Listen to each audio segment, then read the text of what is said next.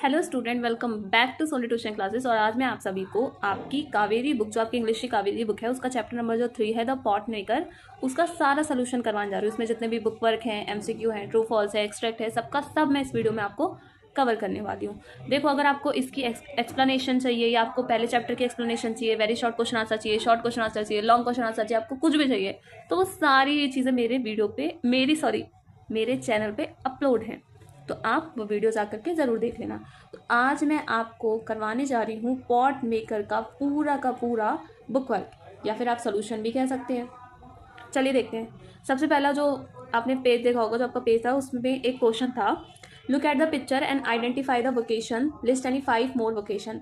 तो पूछा गया है, तो जो पिक्चर है, इसमें एक आंटी हैं, वो बास्केट बना रही हैं, एक में वीविंग हो रही है, एक में पॉटरी हो रही है, इसे हर तरीके के काम हो रहे हैं। तो यहाँ पे 5 वोकेशन है, एक ब्लैक स्मिथिंग का, एक एम्ब्रॉयडरी का, एक स्टोन केविंग का, एक लेदर वर्क का और एक ब्लॉक प्रिंटिंग का। इसमें आपसे 5 वोकेशन पूछे गए थे और पिक्चर में आपको आइडेंटिफाई करना था कि कौन सा इंसान कौन कौन से काम कर रहा है। तो देख लो, यहाँ पे दिख रहा है, एक आंटी बास्केट बना रही है, एक पॉटरी कर रहा है, एक वीविंग कर रहे हैं और एक कारपेंटर की जॉब कर रहे हैं। चलिए नेक्स्ट क्वेश्चन देखते हैं, what is common among these picture. इन सारी पिक्चर में कॉमन चीज़ क्या है?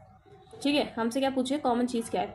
तो all picture show people engage in traditional skill based handmade crafts requiring manual skill and expertise pass down the generation to generation. देखो, इस पिक्चर्स में दिखाया गया है कि जितने भी लोग हैं, वो अपने ट्रेडिशनल चीज़ों को, मतलब जो उन लोगों ने पहले से सीखी है या फिर अपनी स्किल्स को वहाँ पे दिखा रहे हैं, वो काम कर रहे हैं मैनुअली। ठीक है, जो वर्कर्स हैं, वो अपने यूजफुल प्रोडक्ट्स को अपने हाथों से बना रहे हैं, कुछ टूल से बना रहे हैं, कुछ मशीन से बना रहे हैं। ठीक है, अब देखिए सेकंड क्वेश्चन है, इसमें स्किल बेस्ड जो वर्क है उसका नाम क्या है? तो इसका नाम आपको पता है क्या है? Vocations.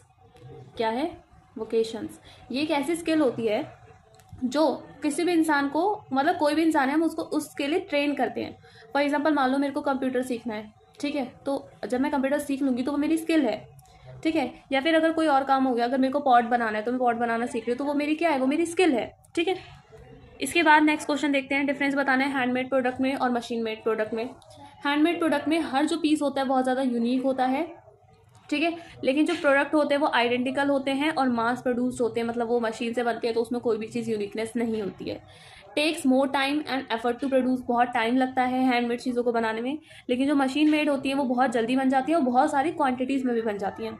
Reflect the craft person skill, creativity and personal touch. उसमें वो कहते हैं ना कि किसी भी इंसान का हाथ लगा हुआ होता है तो वो उस तरीके से दिखता है। ठीक है, उसमें लोगों की स्किल्स दिखती है, उसमें लोगों की क्रिएटिविटी दिखती है। अब मान लो कोई पॉट है, ठीक है, अब देखो एक इंसान है, उसने पॉट बनाया है, ठीक है, तो एक आदमी आया, उसने बोला कि मुझे ये पॉट खरीदना है। ठीक है, तो उस टाइम पे क्या होगा, वो कह रहा, वो कह रही है, मतलब एक मान लो एक एस्थेटिक सी लड़की आ गई और वो कह रही कि नहीं, मेरे को ऐसा सिंपल पॉट पसंद नहीं है, आप इसमें कुछ एस्थेटिक चीज़ें कर दीजिए। तो उसमें उसने मिरर लगा दिए, उसने उसमें चेन्स लगा दी, तो उसमें उसने उसे एस्थेटिक बना करके दे दिया। तो क्या ये काम मशीन कर सकती है? मशीन को थोड़ी बोलेंगे भाई एस्थेटिक तरीके से बना करके दे दे, मुझे नहीं बोल सकते। तो वैसी चीज़ है। No personal touch produce mechanically, कोई भी पर्सनल टच नहीं होता है, मैकेनिकली बनती है। Usually more expensive due to labour and skill involve, ये बहुत ज़्यादा एक्सपेंसिव होती है। जो मैनमेड होते हैं, हैंडमेड होते हैं, वो बहुत ज़्यादा एक्सपेंसिव होते हैं, क्योंकि वो हाथों से बने हुए होते हैं, बहुत स्किल से बने होते हैं, बहुत मेहनत से बनाए जाते हैं। बट ये जो मशीन मेड होते हैं वो बहुत ज़्यादा सस्ते होते हैं। क्यों? क्योंकि भाई मशीन के लिए तो बहुत आसान होता है बनाना और मशीन थकती भी नहीं है। Preserve cultural traditional and heritage, इसमें क्या होता है, जनरेशन टू जनरेशन वो चीज़ें चलती रहती है, बट इसमें ऐसा कुछ नहीं होता, मशीन मेड में ऐसा कुछ नहीं होता। तो कुछ डिफरेंसेस बताने थे हैंडमेड के और मशीन मेड के, तो वो मैं आपको बता दिए। चलिए पार्ट 1 देखते हैं। Do you think pot making is easy? If yes why, if no why. सबसे पहले तो आप मुझे ये बताइए कि पॉट मेकिंग आपको आसान लगती है, हाँ या ना, कमेंट में बताना। तो मैं आपको सच बताऊँ, पॉट मेकिंग बिल्कुल भी ईजी नहीं होती, क्योंकि इसमें जो लेबर होते हैं वो अपनी जी जान लगा देते हैं। ठीक है, आगे देखते हैं। Grey and red clay is found at the river bank 16 kilometre away. सबसे पहले आप वहाँ जाकर के क्या, रिवर बैंक के पास 16 किलोमीटर जाकर के वहाँ पे रेड और ग्रे क्ले जो है वो आपको क्या करनी है, ढूंढनी है। One must climb down a sheet rope and carry the heavy load uphill all the way back. सबसे पहले आप नीचे जाओ, नीचे जा करके ग्रे और रेड वाली क्ले ढूंढो, फिर उसको बास्केट में क्या भरो और फिर उसको दोबारा उठा करके ऊपर लेकर के आओ। The clay must then be bounded inside bamboo cylinder for a long time. Elina mention dropping the mould out of sheer exhaustion many times. अब एक ऐसे तरीके का ना बास्केट होता है, उसके अंदर बहुत सारी ना क्ले रखी जाती है भिगो करके, जिससे वो थोड़ी सॉफ्ट हो जाए। Shaping the pot require great skill and coordination, despite years of watching could not master it immediately. मैं आपको प्रोसेस बता देती हूँ कि पॉट बनाया कैसे जाता है। सबसे पहले आपको रिवर बैंक जाना होता है, ठीक है। रिवर बैंक जाते हो तो आपको नीचे जाना होता है, नीचे वहाँ पे रेड और ग्रे कलर की अच्छी वाली क्ले मिलती है, तो उसको बास्केट में भर करके दोबारा इतनी मेहनत से ऊपर लेके आओ, फिर उसको दोबारा 16 किलोमीटर चल करके फिर घर पे आओ, घर पे एक बास्केट लो और फिर उसको जितने भी क्ले हैं उसको उसमें डाल दो, उसके अंदर डालने के बाद मतलब उसको भिगो दो अच्छे तरीके से जिससे वो थोड़ी सॉफ्ट हो जाए। फिर एक ऐसा बैम्बू होता है, उस बैम्बू में ये सारी क्लेज डाल करके आप क्या करो, उसे कूटो, जैसे अदरक कूटते हैं ना चाय बनाने के लिए, तो वैसे ही कूटो। फिर उसके बाद इसे कूटने के बाद आप क्या करो, एक ऐसा होता है ना चकली टाइप का, उसके ऊपर ये पॉट रखो, ये पॉट रखो, फिर उसको शेप दो, शेप दो। फिर शेप देने के बाद एक भट्टी होती है, भट्टी में ले जा करके रख दो। भट्टी में भी ध्यान देना होता है कि मतलब ये ज़्यादा ना जल जाए या फिर कम ना जले, क्योंकि ज़्यादा जलेगी तब भी ख़राब हो जाएगा और कम जलेगी तब भी ख़राब हो जाएगा। ये सारी चीज़ें देखनी होती है। सबसे मेन चीज़ होती है स्किल और कोऑर्डिनेशन का। अगर आप में वही नहीं है तो आप पॉट नहीं बना पाएंगे, क्योंकि उसके लिए हमें वो चीज़ें मास्टर करनी होती हैं। ठीक है। After shaping pots are dried, loaded on to clean and fired with constant attention. वही मैंने आपको बताया कि पूरा का पूरा बैच जो है वो जाता है, और फिर अगर आग ज़्यादा हो गई तब भी प्रॉब्लम है, कम हो गई तब भी प्रॉब्लम है। ये जो होल प्रोसेस को करने के लिए महीनों लग जाते हैं। ठीक है, बहुत टाइम लग जाता है, महीनों लग जाते हैं इसे बनाने में, और मिलते क्या है, कुछ रुपए। मैं आपको एग्जांपल देती हूँ। जैसे आप ना मार्केट वगैरह जाते होगे अपनी मम्मी के साथ, तो आप देखते होगे ना कुछ लोग वो बेचते हैं गुल्लक, कुछ लोग कोसे बेचते हैं। कोसा वो होता है जो जब नवरात्र आता है ना तो हम वो कोसा रखते हैं, उसमें मतलब ऐसे मिट्टी विट्टी डाल करके उसमें उगाने के लिए रखते हैं जो पेड़ पौधे नवरात्र में, वो तो वो चीज़ होती है। तो आप ये देखो कि जब हम वो खरीदने के लिए जाते हैं, अगर मैं एक गुल्लक खरीदने के लिए जाती हूँ तो गुल्लक 10 रुपये में मिलता है। ठीक है, मैं अभी लाई हूँ रिसेंटली में, मैं वो गुल्लक लेके आई हूँ और वो मेरे को गुल्लक 10 रुपये में मिला है। बट उस गुल्लक को बनाने में कितनी मेहनत लगती है, पर वो बिका कितना, सिर्फ 10 रुपये का। तो आप खुद ही सोचो कि कितने कम पैसे मिलते हैं। सेकंड क्वेश्चन है, would Sentila be able to fulfil her dream of becoming a pot maker, explain. क्या जो सेंटिला है वो अपनी ड्रीम्स को फुलफिल कर पाई, क्या वो पॉट मेकर बन पाई, बताइए। हाँ, जो सेंटिला है उसने अपनी ड्रीम्स को फुलफिल करा था। उसका जो पैशन था बहुत ज़्यादा डीप था और लॉन्ग स्टैंडिंग था। लॉन्ग स्टैंडिंग का मतलब होता है कि हम किसी भी चीज़ के लिए बहुत दिनों तक चले जा रहे, तो वैसा हो गया। उसे बचपन से ही था कि उसे अपनी मम्मी की तरह क्या करना है, पॉट मेकिंग सीखना है। She secret visit expert potter to learn showing initiative and perseverance. वो छुप छुप के जाती थी, कहाँ, उन एक्सपर्ट पॉटर्स के पास जाती थी और देखती थी उनको कि वो कैसे कैसे बना रहे हैं। Her father Maisuba had already told the village councillor Sentila will soon be making the best pot in the village.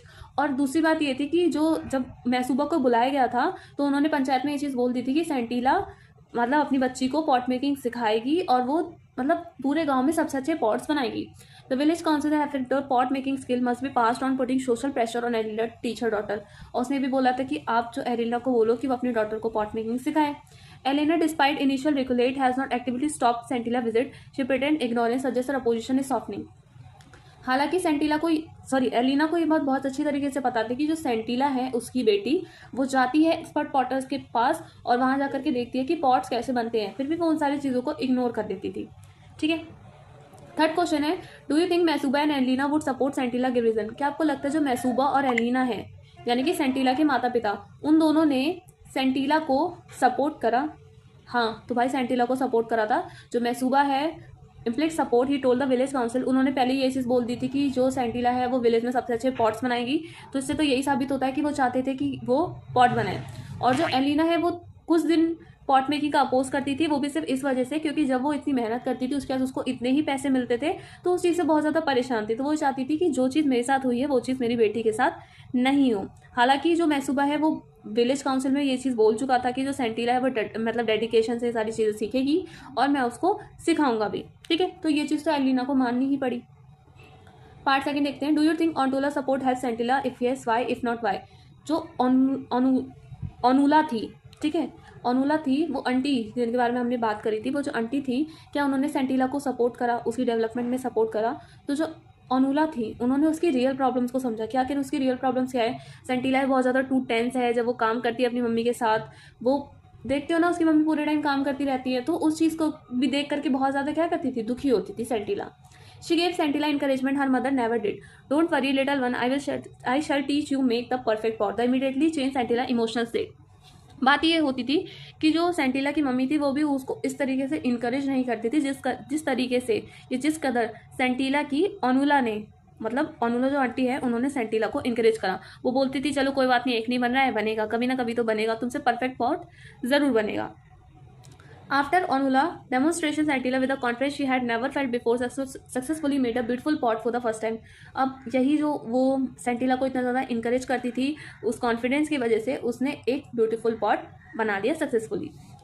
Anula also wisely directed Santilla to observe her mother technique for shaping the rim, ensuring she continued learning from Elena as well. जैसे उसकी mummy pot बनाती थी, जिस तरीके से वो बनाती थी, वो उन सारी चीज़ों को, उस शेपिंग के तरीकों को वो देखती थी और सीखती थी.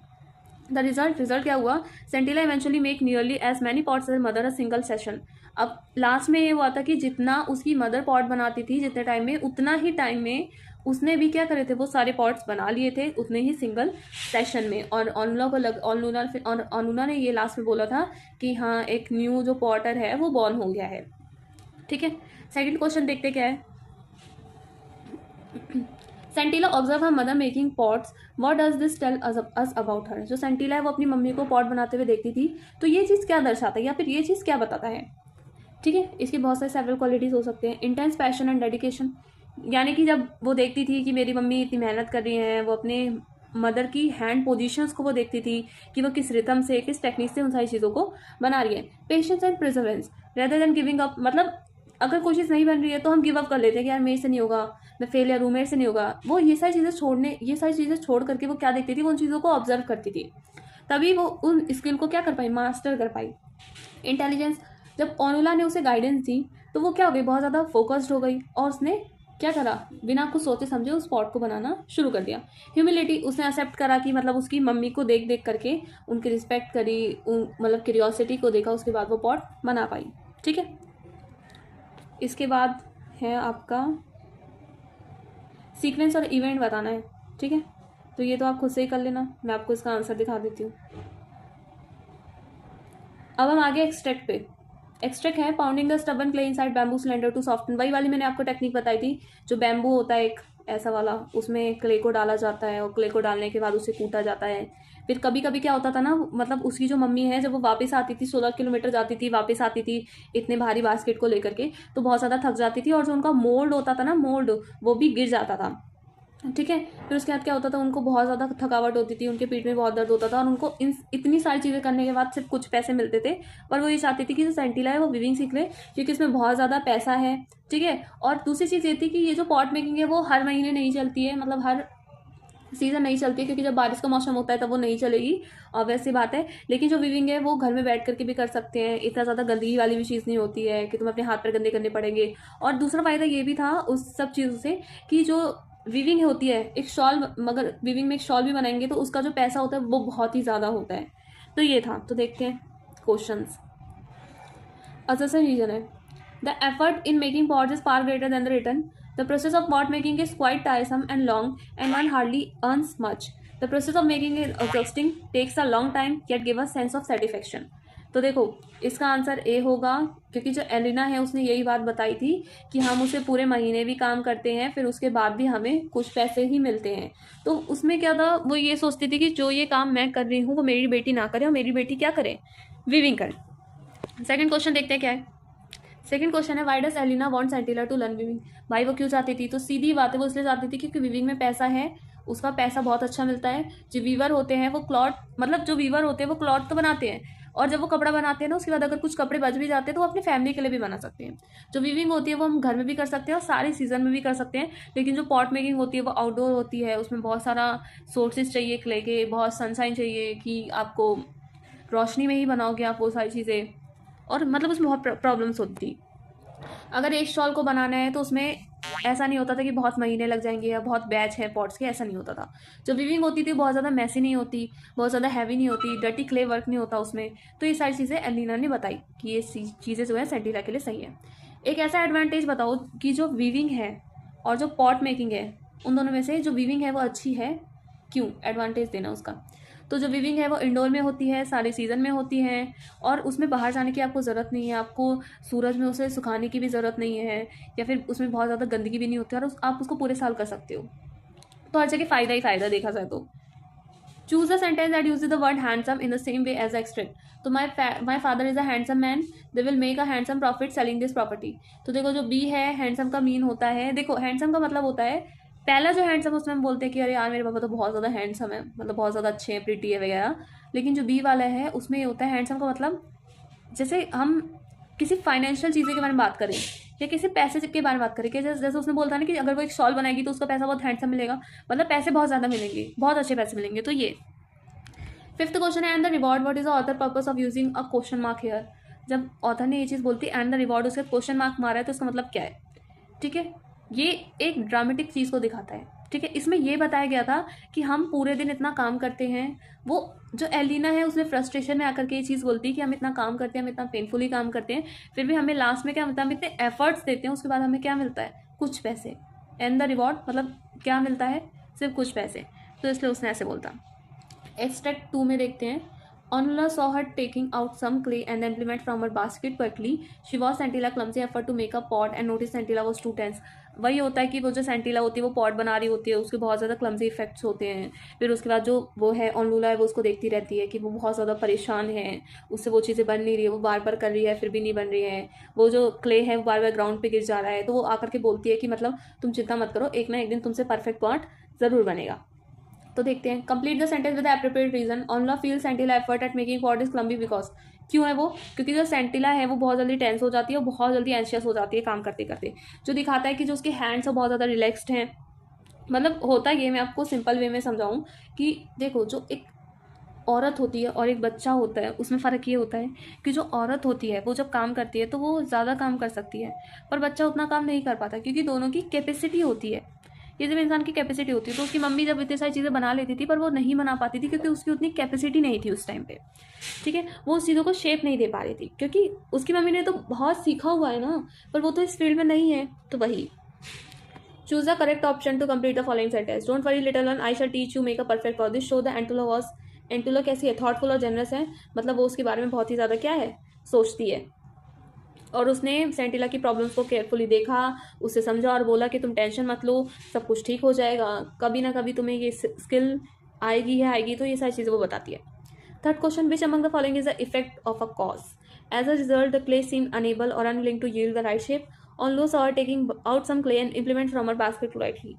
जो पहला है उसमें सिंगल मतलब इफेक्ट दिखा रहा है, जो मतलब सेंटिला दिखाती, मतलब सेंटिला का बहुत ज़्यादा टेंस थी तो वो, और ऑप्शन बी में ऑब्जर्वेशन दिखा रहे हैं ना कि इफेक्ट। फोर्थ क्वेश्चन है on the fashion the beautiful pot here the word fashion mean. तो फैशन का मतलब क्या होता है? फैशन का मतलब होता है क्रिएटेड, मतलब वो जो बना रही थी ना क्ले, वही पॉट जो बना रही थी वो।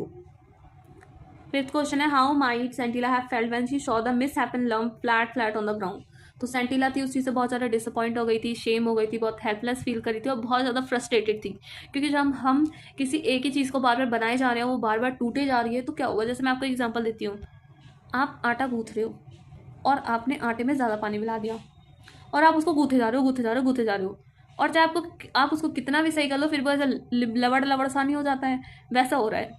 तो वही चीज़ मतलब वही चीज़ सेंटिला के साथ हो रही थी कि वो चाहे उसे कितना भी सही कर ले वो चीज़ सही नहीं हो रही है, तो बहुत ज़्यादा एग्जॉस्टेड हो गई थी, बहुत परेशान हो गई थी क्योंकि बार बार उससे फेलियर हुआ जा रहा था, मतलब फेल हुई जा रही थी वो उस प्रोसेस में। और उसके बाद उसने वो स्किल मास्टर कर ली। Describe the process of pot making, मतलब पॉट मेकिंग का प्रोसेस बताना। जो पहले तो क्ले को कलेक्ट करो, ये 1000 बार मैं बता चुकी हूँ। ग्रे और रेड क्ले को रिवर बैंक से लेके आओ, 16 किलोमीटर जाना पड़ता है। बास्केट लो, नीचे जाओ फिर ऊपर आओ, फिर क्ले को प्रिपेयर करो, बैम्बू सिलेंडर में डालो, फिर उसे सॉफ्ट करो, फिर पॉट की शेप दो, लेफ्ट हैंड से सॉफ्टन करो, स्पैचुला से मतलब राइट हैंड से स्पैचुला से ठीक करो।